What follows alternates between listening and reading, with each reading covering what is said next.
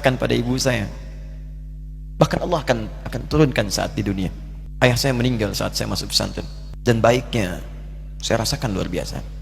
Beliau mengajar di musalla kecil dulu, sekarang jadi masjid. Itu saya selalu di bawah. Beliau mengajar, saya tidur. Sekarang gantian saya mengajar, beliau tidur. Dan kadang di pangku, gendong sampai pulang.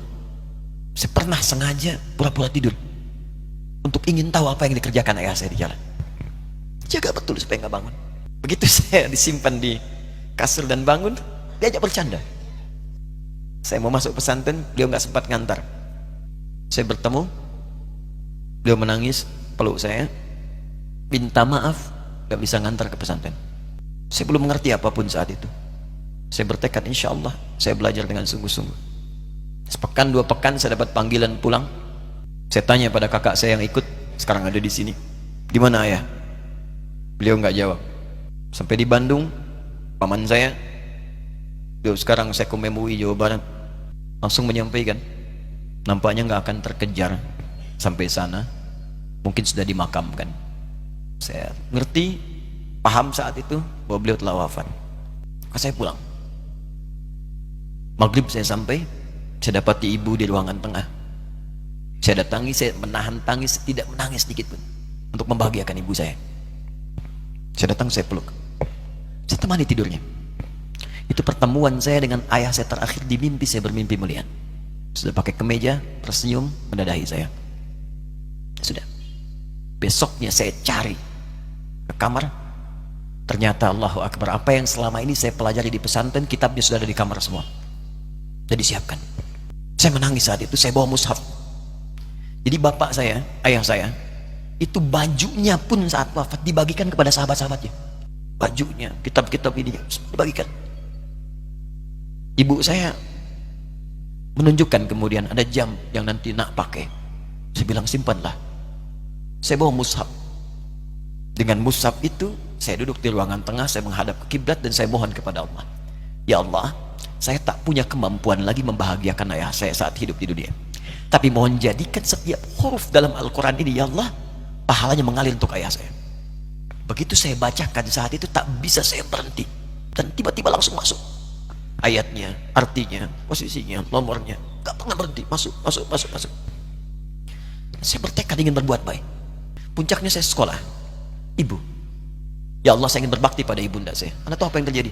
Demi Allah saya katakan, ketika Anda bersabar, ibu saya, Bu, Pak, itu krisis 97 Pak. Waktu krisis saya masuk pesantren, saya diberikan sempurna bekal seperti anak-anak lain. Rupanya ibu saya sudah tanya kepada santi-santi, orang tuanya, berapa bekal Anda kasihkan? Dikasih yang paling tinggi itu dikasihkan pada kami tiap bulan. Saya terima. Satu kali libur saya pulang dari jauh, ibu saya tersenyum melihat sedang jemur pakaian lihat saya. Begitu saya tiba, kaget saya. Ini kok pakaian ibu saya, pakaiannya nggak cocok dipakai gitu. Ini bukan pakaian ibu saya, kayak kain pel lah kalau sekarang. Saya masuk ke rumah, saya kejar, saya buka pakaiannya, lemarinya, saya nggak temukan sedikit pun. Saya kejar kakak saya, dia sudah siapkan makan. Kak perempuan kami yang kedua, mana pakaian ibu saya? Perhatikan jawabannya. Dia menangis saat itu. Dia bilang, mama itu telah menjual semua perhiasan dan pakaiannya untuk pendidikan kamu. Jual untuk kita, kan ya? Jual. Dan bertahan dengan 150.000 per bulan saat krisis. Jadi rupanya ibu saya itu makan nasi sehari cuma sekali. Beliau mengajar, di berangkat sekolah itu cuma makan pisang, minum kopi, makan nasinya malam. Saya bilang, ya Allah, saya akan ganti baju ibu saya dengan kain ihram dan saya gandeng tangannya di Masjidil Haram. Itu apa yang terjadi? Begitu saya kuliah di Libya, alhamdulillah, saya berangkat, saya mulai mengajar, saya serius belajar. Saat itu kemudian Allah mulai berikan jalan. Saya ingin sungguh-sungguh. Malam saya bangun, saya sholat, saya belajar, saya menghafal Quran, saya belajar riwayat Quran. Sampai puncaknya tiba, saya ditugaskan pemerintah Indonesia saat itu untuk jadi petugas haji di Mekah. Saya telepon ibu saya. Saya bilang, Ma, saya insya Allah akan haji 2010. Saya telepon Februari saat itu. Saya dengar suara, terbayang wajahnya indah, senyuman, bahagia. Alhamdulillah nak. Kapan berangkat? Tahun ini insya Allah. Saya bilang, dan saya tidak akan pernah berangkat kecuali mama pun akan berangkat. Terdengar nada pesimis tapi senyum. Dari mana katanya? Allah akan kasih, saya bilang. Saya sedang bekerja berusaha karena Allah. Mustahil Allah akan sia-siakan kita. Berapa butuhnya? Porsinya 25 juta. Kapan harus ada? Bulan Juni. Jadi dari Februari ke Juni itu. Ya, Juli bukan Juni, Juli. Ya, jadi saya masih ingat tuh bulan 7 5 bulan tuh. Saya ibu pak nabung saya beli tabungan, saya niatkan untuk ibu saya haji. Bulan Juli masih setor 25 juta. Jadi semua tabungan masukin situ. Ada yang ngajar ngasih, masukin situ. Masukin semua. Tepat sepekan sebelum itu kemudian didaftarkan, saya buka tabungan. Allahu Akbar, karunia Allah luar biasa. Tadi butuh berapa? 25 juta. Begitu dibuka, Masya Allah, 1 juta. Karena beasiswa nggak banyak, 1 juta. Tapi 3 hari sebelum daftar, entah dari mana ibu-ibu pengajian nih KBRI datang. Ustaz, ibu katanya mau haji juga ya? Ustaz mau haji ya? Ibu ikut ya? Sudah nggak usah dipikirin, nanti kami yang pikirkan semuanya. Tiba-tiba dikirim, bayar porsinya di sana, dapat koper paling besar. Bayangkan, tadinya kopernya belum datang, telepon lagi, nak koper belum datang katanya. Saya bilang, ma tenang aja, apa hajinya nggak jelas ini? Tidak jelas, saya bilang, insya Allah ya.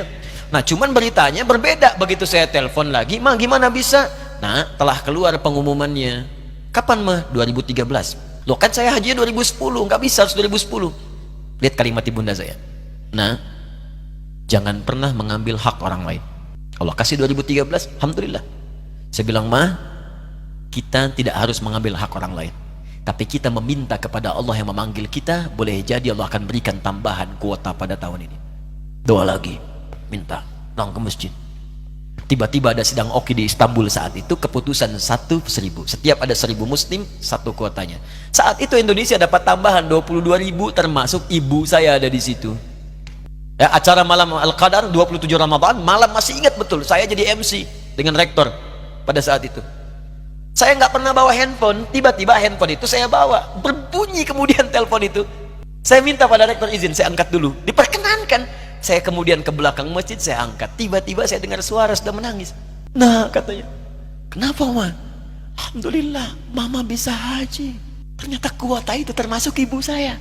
5 bulan pak, enak biasa. Nggak bayar tambahan, nggak ada macam-macam, bisa berangkat. Begitu saya berangkat duluan, saya tungguin betul di apartemennya, di maktabnya sampai datang. Begitu sudah datang, saya nggak sapa, saya lihat dari jauh. Bahagianya saya bisa mengganti pakaian tadi yang lusuh dengan kain ihram. Saya perhatikan, saya ikuti dari belakang. Di lift, saya ikuti. Di jalan, saya ikuti. Begitu sampai Masjidil Haram, saya gandeng tangannya. Ma, kita sama-sama. Labbaik Allahumma labbaik. Labbaik la syarika lak labbaik. Saya tawaf, saya gandeng ibu saya lindungi supaya dapat kenikmatan dalam tawafnya.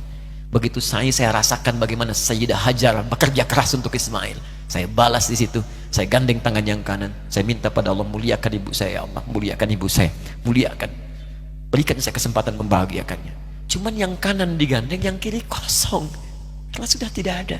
Jadi ketika Anda belajar pun untuk menjadi ulama, Allah akan muliakan Anda. Orang tua Anda akan dapat bagiannya. Yang hafal Quran itu Musa, yang bisa haji bapak ibunya. Kemarin saya jadi Amirul Hajj dari kedutaan Saudi berangkat, membawai 350 orang rombongan. Siapa yang saya bawa? Ahli Quran, yang hafal Quran anak-anaknya. Ahmad Kamil, yang haji, pengajarnya, murabbinya, ibunya, temannya, banyak yang berangkat. Yang berangkat siapa? Calon ulama.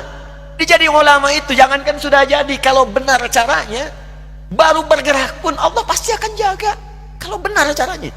Di satu pertanyaan tadi, pilih mana orang soleh atau ulama? Jangan pisahkan, karena jadi ulama itu adalah tingkat tertinggi bagian dari orang soleh. Jadi mesti ada yang jadilah di keluarga.